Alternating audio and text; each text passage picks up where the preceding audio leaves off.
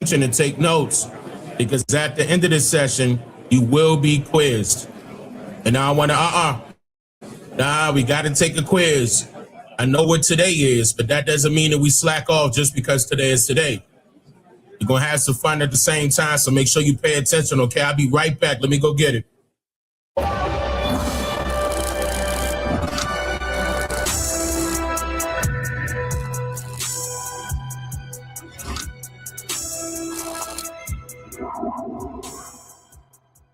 Okay, ladies and gentlemen, now today I want to briefly go over some very essential information concerning this topic at hand. And before I do so, I would like to state a few predominantly powerful and yet relevant quotes. And they are, people are trapped in history, and history is trapped in them. James Baldwin. A people without the knowledge of their past history, origin, and culture as like a tree without roots. Marcus Garvey. Now, a brief synopsis of these quotes entails that you and history are one and the same. History is written every time you're awakened without the convenience of utilitarian pens. And it also entails that cognizance of one's true genealogical background is the key to establishing benevolent growth as a nation of people overall. Now, with all of that being said, what made you believe that you came from Africa? Was it the statements from the white supremacists of the 60s, where they noted that if you don't like what's happening in America today, then go back to Africa? Or was it the establishment of the many activist groups of the 60s, where they marched in demand for equal rights, justice, and racial recognition inside of a capitalist society that was literally built solely on the grounds of inequality, racial discrimination, environmental and social injustice systematically? But the activists had their own individual propaganda? Or could it be the fact that nearly all of you were taught history during your industrialized public school days inside of a, quote, Sunday school classroom setting, where the teacher had been previously instructed to follow the manipulative orders of the public school board's curriculums of indoctrination? In my documentary called The Untold Truth about the duplicity of the public school system, I shared lots of historical accounts and unbiased information covering many details surrounding this entire ordeal.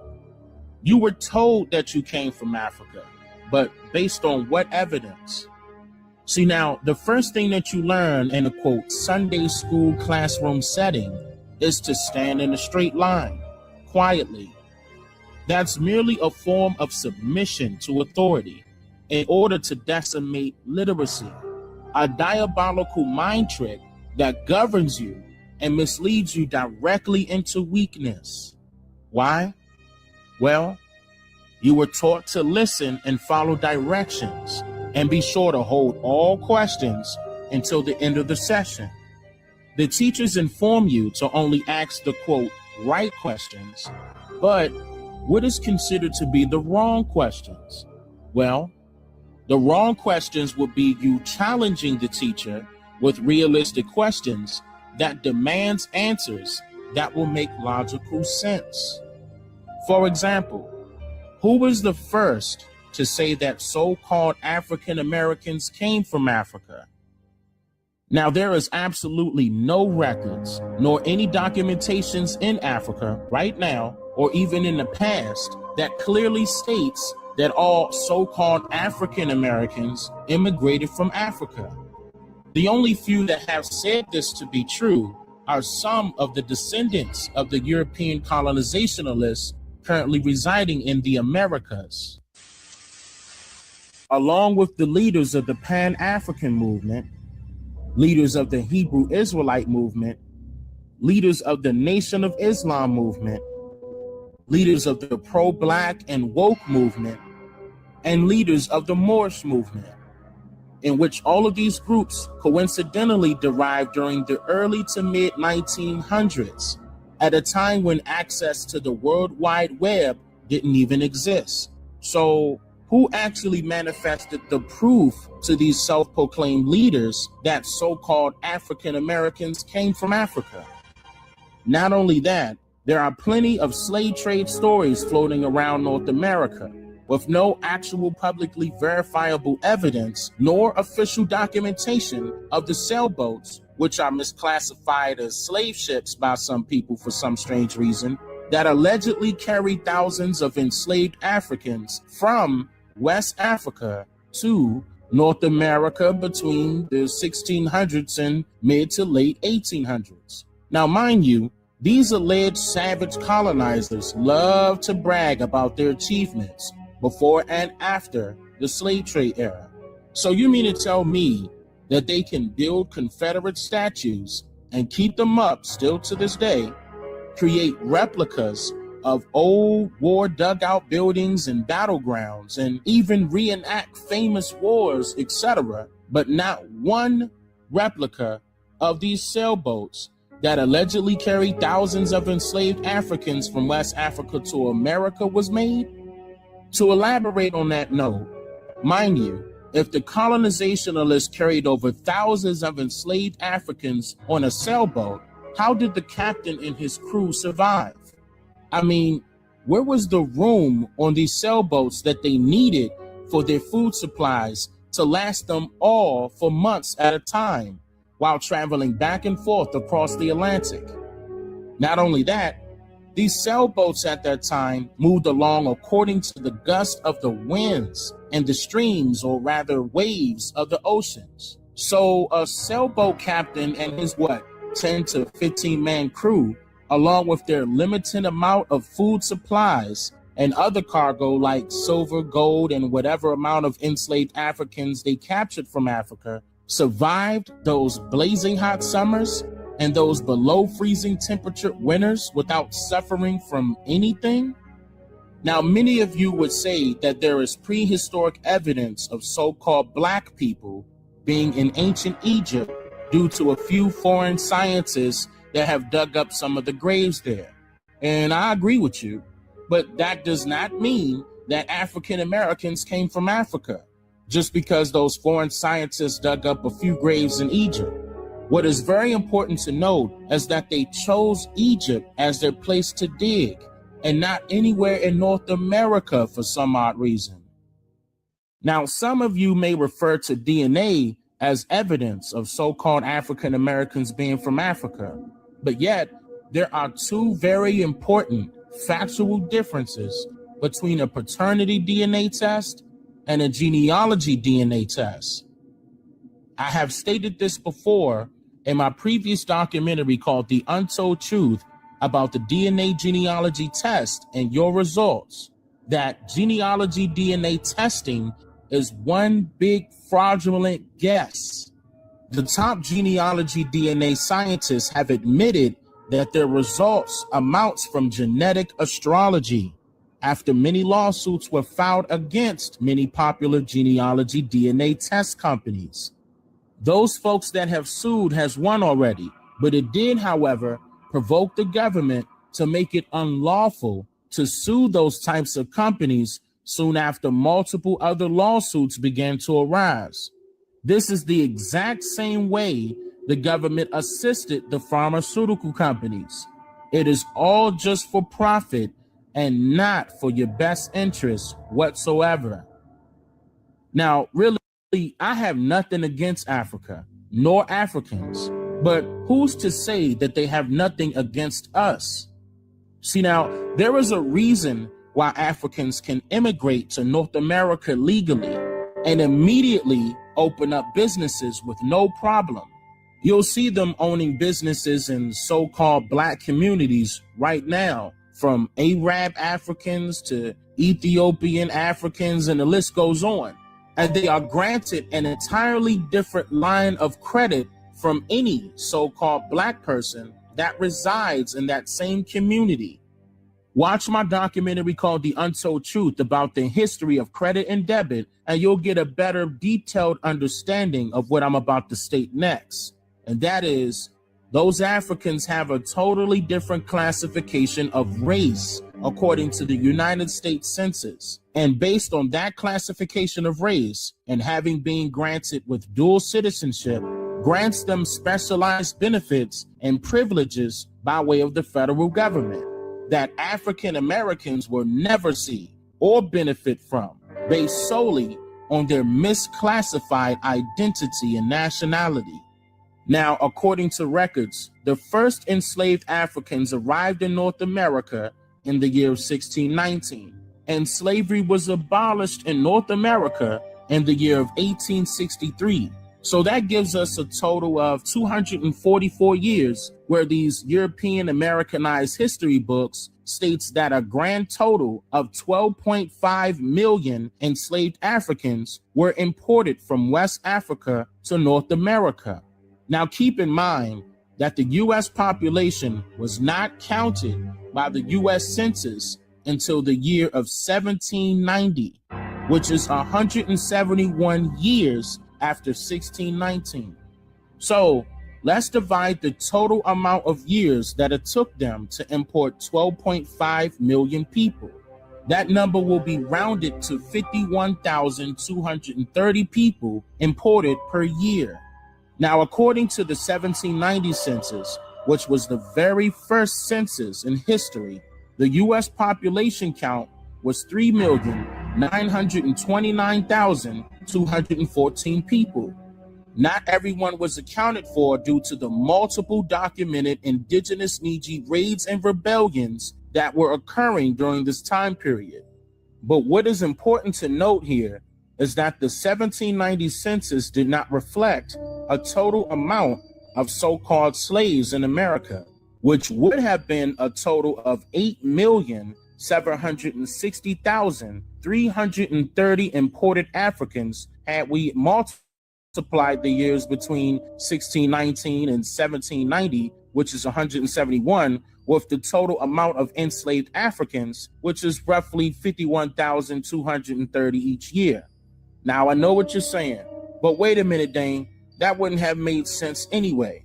Why would they import more Africans than the total amount of themselves? But that's exactly my whole point.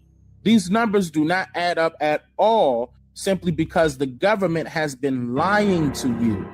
I mean, how can you literally make up an accurate number of imported Africans in 1790 when the actual records, in fact, does not exist? The U.S. Census has admitted that somehow the majority of their records of the 1790 census and up to the 1830 census were either lost or destroyed somehow.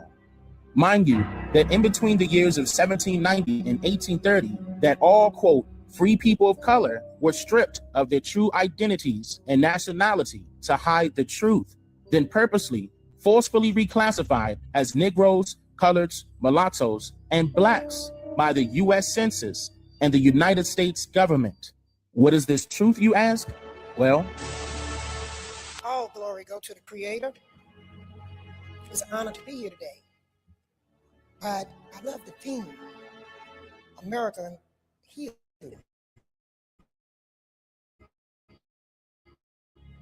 Well, first, let's think, where did America come from? America. It was just created to be America. Who are the real Americans? America keep changing and changing and changing. Let's go back in time when the American Indians looked like I look and roamed the southeast part of the United States freely. I love what the mayor said. We have to tell the truth. We cannot heal America until we fix the foundation. Can we start right there? Okay, everyone. Now today I want to share some detailed paramount information concerning this topic at hand that many of you might not be aware of. But before I begin this segment, I would like to state a few indispensable quotes. And they are, a race of people is like an individual man until it uses its own talent, takes pride in its own history, expresses its own culture, affirms its own selfhood, it can never fulfill itself. Malcolm X. We didn't land on Plymouth Rock. Plymouth Rock landed on us. Also, Malcolm X. A brief synopsis of these quotes entails that there is an uncommonly known factual description about racism. That alternative description would be best described as one's pride for one's own race. But that same pride is not limited to just love or respect for one's race, nor hate or discrimination when interacting with other races of people. It's deeper than that. See, when an individual's true heritage, identity, history, and culture is literally taken away from them during the times of forcefully establishing yet another race of people's uprising, that individual's race suffers tremendously from generations of historic and modified oppression, partisanship, and manipulation, systematically. Now, in today's society of America, the offsprings of the indigenous Nietzsche of Turtle Island are yet still undergoing the effects of these things that I just mentioned. When will this all stop, you ask? Well, once the indigenous Americans becomes cognizant of the differences between truths and facts, then, and only then, will the actual dialogue begin environmentally. See, for you as a person of color in America, there are two definitions of environmental racism. The not so verbally popular factor will be that racism is your environment. Racism is all around you. The other factor is a form of racial discrimination in the development and implementation of environmental policy, especially as manifested in the concentration of hazardous waste disposal sites in or near areas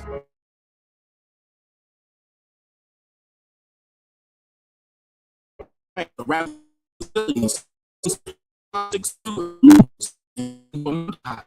which has to down and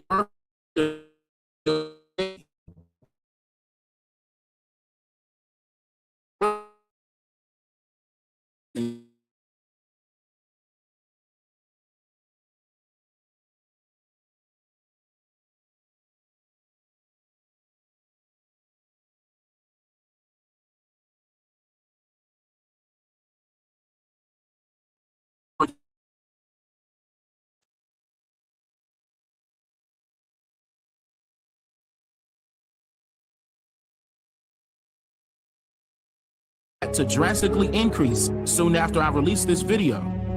The NAACP has raised many concerns about this matter ever since the 1980s. Their most recent report entails that people of color are, quote, 75% more likely to live in so-called fence-line communities that are next to industrial facilities. The people of color who predominantly resides in these so-called fence-line communities are considered to be low-income residents, in which they are heavily targeted by environmental racism, with well over 1 million or so living just a half a mile from gas and oil facilities, leaving them facing some very serious health risks like cancer, asthma, and other respiratory diseases, just to name a few. Now, does the government have any idea that this is going on, with being one of the main causes of millions of people of color's deaths? Let's go some decades back in time to see where the real answer to this question resides. On September 27, 1962, author Rachel Louise Carson published a non-fictional environmental science book entitled Silent Spring that managed to immediately catch the attention of the entire nation due to what she detailed inside of the book. Carson's arresting book was carefully, well-researched, and unconventionally presented to the public. She mainly targeted the indiscriminate use of pesticides, which wound up causing an uproar and public debatable opinions. Carson's overall devotion derived from her fear that fewer species of birds will be singing each spring unless pesticide poisoning was retrenched. Readers of her book immediately caught the hidden message that Carson was blatantly exposing. Even though she was a bird lover, the book just wasn't only pertaining to birds being poisoned, but any number of humans dying from any number of hidden poisons lurking throughout the environment. Carson's research and other relatable works forced fears in and grieving anger from particular chemical companies and their affiliated organizations that campaigned to ban the release of her book, Silent Spring, nationwide. Many politicians were involved with quelling her speech and discrediting her character and research as she fought in the courts to get this information out. For example, the former U.S. Secretary of Agriculture, Israel Taft Benson, wrote in a letter to the president at that time, Dwight D. Eisenhower, that because Carson was unmarried despite being physically attractive, she was, quote, probably a communist. Coincidentally, Carson mysteriously died just 2 years after her book was finally released. Now, she was previously battling breast cancer, but she died from complications of an undisclosed respiratory virus in 1964 at the age of just 56. Between the years of 1962 and 1970, millions of people drew their opinions and concerns about these ongoing chemical companies and their poisonous pollutants threatening humanity in North America. No real documented action was taken until the year of 1969, when then-President Richard Nixon abided to eliminate the most threatening causes of death through water and airborne pollution. At a time when Nixon and his administration was preoccupied with the recession-ridden economy, along with the not-so-public-friendly war, Nixon established what was called a cabinet-level Environmental Quality Council, along with the Citizens Advisory Committee on Environmental Quality during the month of May in 1969. These councils or commissions that Nixon established did not sit well with millions of U.S. citizens, nor the national media for that matter. So Nixon moved on to position a consideration of a separate environmental federal agency in December of 1969. Very shortly after that, Congress sent Nixon a bill known as the NEPA, which is the National Environmental Policy Act. Listen closely. According to Congress, the NEPA of 1970 is said to be a U.S. environmental law that promotes the enhancement of the environment. The NEPA law states that its purposes is to, quote, declare a national policy which will encourage productive and enjoyable harmony between man and his environment. 2, to promote efforts which will prevent or eliminate damage to the environment and biosphere and stimulate the health and welfare of man. And 3, to enrich our understanding of ecological systems and natural resources important to the nation. But what is very important to note here, according to unclassified documents that I requested by way of the Freedom of Information Act, the NEPA of 1969 was created to, quote, ensure federal agencies consider the environmental impacts of their actions and decisions. One more time. The NEPA of 1969 was created to ensure federal agencies consider the environmental impacts of their actions and decisions. So you mean to tell me that not only does this NEPA Act blatantly exposes the fact that the U.S. federal government is responsible for poisoning our environment in America, but this NEPA Act is more like an open letter to ask for the mercy of these federal agencies to please consider their actions and decisions when they feel like impacting our environment? Also, keep in mind that this bill was signed and immediately passed into law on New Year's Day, January 1st, 1970, by President Richard Nixon. On January 22nd, 1970, Nixon gave his State of the Union address, speaking to both houses of Congress, stating that the, quote, 1970s, a historic period when, by a conscious choice, we transformed our land into what we wanted to become. Nixon continued this activist theme on February 10th, 1970, when he announced the 37 Environmental Action Program, listen to this, that gives special emphasis to strengthening these federalized programs when dealing with water and air pollution. 2 months after that, the celebration of Earth Day was born, April 22nd, 1970, when an estimated 20 million people showed up in support of this newly established environmental reform, allegedly. According to documented reports on this day, by way of the LOC, oil-coated ducks were dumped on the doorstep of the Department of the Interior. European American students disguised as the Grim Reaper stalked a General Electric Company stockholders meeting, while other European American protesters dragged a net filled with dead fish down Fifth Avenue and shouted to passerbys the phrase, "This could be you." So these reports proves that not everybody was in agreement with this environmental reform. The EPA, also known as the Environmental Protection Agency, was established on December 2nd, 1970 by then U.S. President Richard Nixon. Now, according to the United States government, the EPA is a federal agency of the United States federal government whose mission is to protect human and environmental health. So Nixon, along with his administration and other federal agencies, consolidated a variety of federal research, monitoring, standard setting, and enforcement activities into one federal agency in order to allegedly ensure environmental protection, or what the EPA is responsible for coining as environmental equity. But wait a minute. When you hear the word equity, what is the first thing that comes to your mind? Money, value, rights, ownership. But we all know that equity can mean fairness as well, so let's see which definition they are using by the depictions of their direct actions. From the early 1970s to the mid-1990s, nearly all communities where people of color resided struggled with standing against the forced placement of toxic waste plants and other polluting facilities close to their neighborhoods. For example, in a 1982 Washington Post article, the term environmental racism was used when so-called African American protesters captured the national media attention by launching mass demonstrations against the proposed construction of a landfill for highly toxic chemicals known as PCBs in Warren County, North Carolina. Walter Fauntroy, who was the District of Columbia delegate to Congress in 1982, commissioned a U.S. General Accounting Office study which revealed that 3 of the 4 commercial hazardous waste facilities in EPA Region 4, which includes North Carolina, were all in areas that are occupied by people of color, while the 4th was in a low-income area that was predominantly occupied by people of color as well. Did the EPA do anything about this after it was brought to their attention nationally? No. So in 1983, Robert Bullard, a researcher and a pioneer in the environmental justice movement, concluded that he found in his research hard evidence that 21 of Houston, Texas' 25 solid waste facilities were located in neighborhoods where only people of color resided. So, did the EPA or the government do anything this time around? Not one bit. Thousands of similar reports were manifesting through the 1980s and 1990s from South Carolina, Texas, Louisiana, North Carolina, California, Virginia, Pennsylvania, Tennessee, and the list goes on and on and on.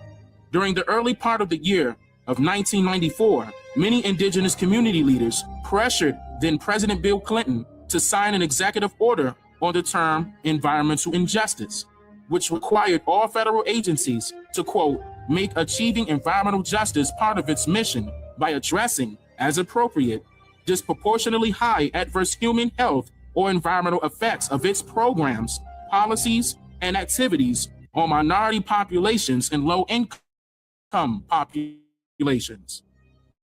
Now, even though this 1984 executive order was federally mandated, few individual states promised to correct these life-threatening issues. The U.S. government, state governments, and the U.S. federal government all failed to perform their duties as delegated within this legislative motion. In fact, excluding the areas where European Americans resided that allowed for chemical facilities demolishment and rehabilitation and reconstruction of their communities as safe zones, the majority of the areas that were affected by this environmental racism are in fact still in that very same position today. This all goes back to what I stated earlier. For the people of color in America, racism is your environment because it is literally all around you. And since this form of discrimination works only against one race of people in this sense, and with both governments in full control of this entire poisonous operation, environmental racism is merely just a modified version of Jim Crow. Okay, everyone. Now allow me to open this video with acknowledging those of you who may have just recently discovered my channel for the very first time, and encourage all of you to go back and watch my previous documentaries, as they will in fact answer the majority of the same questions that I have received from you all, and even my most common viewers during the most earliest days of my channel's existence back in May 2016.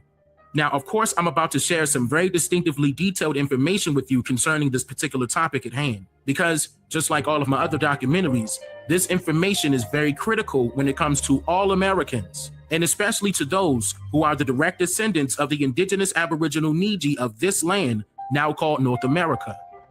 To uncover the truth about this topic, let's go back in time a little to where the Congress of the Confederation of the American Union authorized the design and implementation of the first official copper coin on April 21st, 1787. This copper coin was allegedly designed by Benjamin Franklin, meaning that there is no record of this, just the story, where this coin was later dubbed as the Fugio cent. This Fugio cent has a very uniquely interesting history about itself. For example, while being worth 1/3 of a dollar at that time, it borrowed its near entire design, yet from another coin that was worth an entire dollar at that time, but it never circulated, called the Continental Dollar of 1776. What is very important to note here is what's displayed on the Fugio cent. Located on the front side of the coin is a sun and a sundial, in which it is just above the phrase, mind your business. History says that the meaning of the phrase mind your business is to, quote, do your work, time flies. Keep that in mind. Now, on the other side of this coin are 13 rings, which are chain linked perfectly together to represent the 13 states, with the phrase we are one displayed directly in the middle. Now, from a quick glance, this may seem like your average coin, which happens to provide a few words of motivation. However, the engraved images and phrases found on this coin all have a double meaning. What I mean by that is, it initially served as a hidden form of communication that only a small group of elites were cognizant of its actual meaning at that time, in which it depicted a start of a particular prominent timeline, while also carrying along a much darker hidden agenda that details more untold historic information concerning the so-called copper-colored people in America. For example, the word Fugio is a Latin word that means I fly or flee, but with more distinctive researching, you'll soon discover that the word Fugio derived from yet another Latin word called fugere, which means to drive away or to make flee. In other words, the word Fugio literally means to make something disappear. Now, as we go further along throughout this timeline, you'll see exactly how this deceitful hidden agenda was carried out. In the year of 1855, a descendant of second-generation South African immigrant parents who migrated from Africa to New London, Connecticut in the late 1780s, Galusha Aaron Grow, a member of the Democratic Party, House of Representatives, and Speaker of the House, all from 1851 to 1863, had a change of heart and switched to the Republican Party, allegedly due to the signing of the Kansas-Nebraska Act of 1854. But what's very odd about that is that Grow was the sole author and creator of the Homestead Act of 1862, in which the Kansas-Nebraska Act served as its precursor, with multiple southeastern copper-colored indigenous nations being removed from the lands of Kansas and Nebraska, along with other lands of the West. Now, keep in mind that these exact same native tribes or nations were forcefully immigrated with an E to lands west of the Mississippi River and into Kansas and Nebraska, for example, due to the Indian Removal Act of 1830. Side note, the story surrounding this removal is also known as the Trail of Tears. Now, with this Kansas-Nebraska law in effect, this propelled the government to remove these Indians yet again. Some were placed in so-called reservations, while the majority of others were placed in areas that they called plantations. On the other hand, white settlers who were still immigrating to North America were treated benevolently and given these lands and farms that were literally stolen from our indigenous ancestors. This was also clearly mentioned by Martin Luther King just a few days prior to his assassination. You may watch more about that in my documentary called What Martin Luther King Was Trying to Tell You, but you didn't listen. Now, with all of that being said, this now brings us to the second 1-cent coin of this timeline. It is called the Flying Eagle cent, which depicts the removal of the copper-colored indigenous Niji, with an engraved image of an indigenous eagle facing, or rather flying, towards the left, indicating which navigational direction they were forced to walk. This coin was minted in the year of 1856, during the same time that Galusha Grow had his change of heart that I mentioned earlier, and also during the same time that he began formulating the Homestead legislation, which was essentially passed and signed into law by then President Abraham Lincoln in 1862. Now, the very next copper coin that was minted just 2 years later was the Indian head cent in 1858. The Indian head cent became immensely popular during this time period amongst the white immigrants for a very particular reason. And what is this reason, you ask? Well, again, it is more so pertaining to what this copper coin depicts. See, the U.S. Mint in Philadelphia's chief engraver, by the name of James Barton Longacre, enrolled and participated in a competition for the design of the next planned copper cent before becoming the chief engraver during the year of 1835. All participants of this contest were made aware that a dozen Indian chiefs will soon be visiting the President of the Union, or rather the United States, in hopes to make peace and come to the agreement of sharing their Indian territories with the already unwelcome incoming white colonizationalists, and that the winner of this contest will have their design of the next mint shown to the president personally, soon after the, quote, meeting with the great white chief of the white people adjourned for final approval.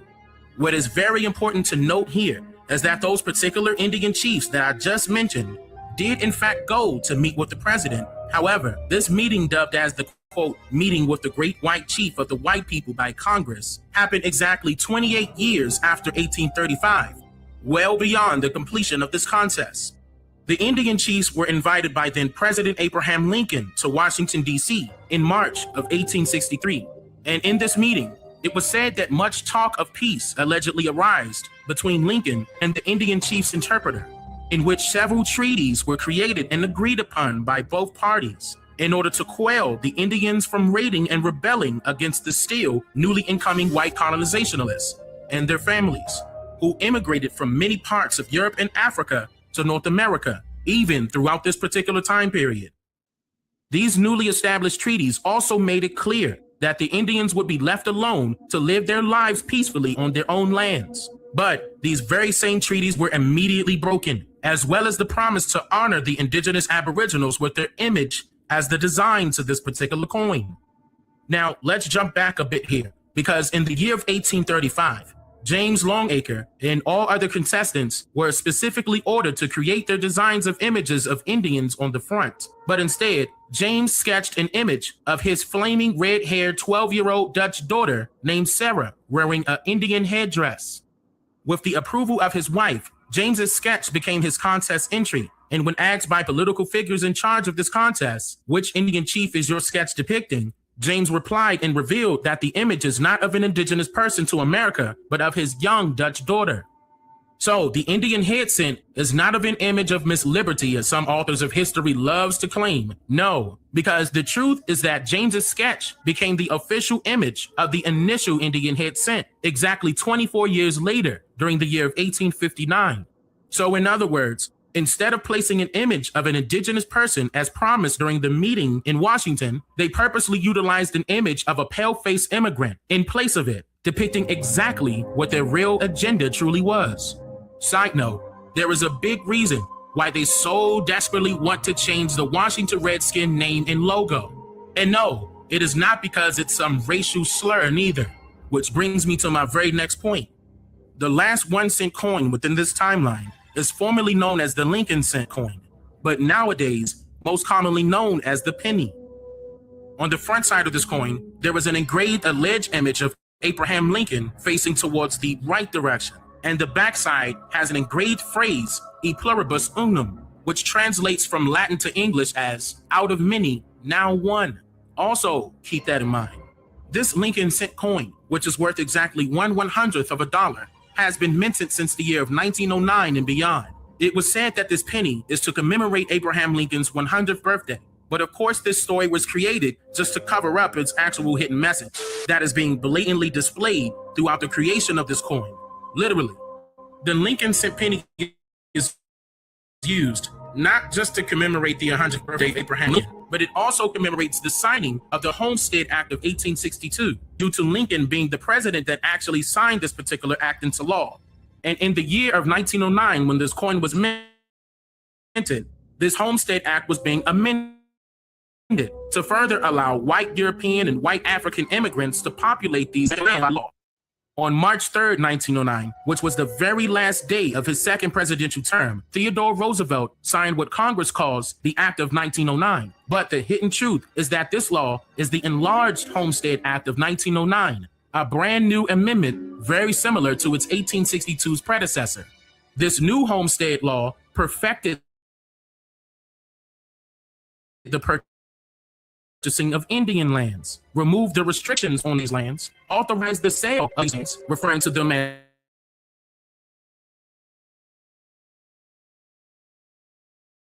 very important to note here is that there is a clause at the end of this amendment that states, quote, nothing shall affect the rights of the entrymen, in which these entrymen are the people migrating to these lands under this Homestead Act, making the lands of America their new homestead, which in turn makes them lawfully native to America.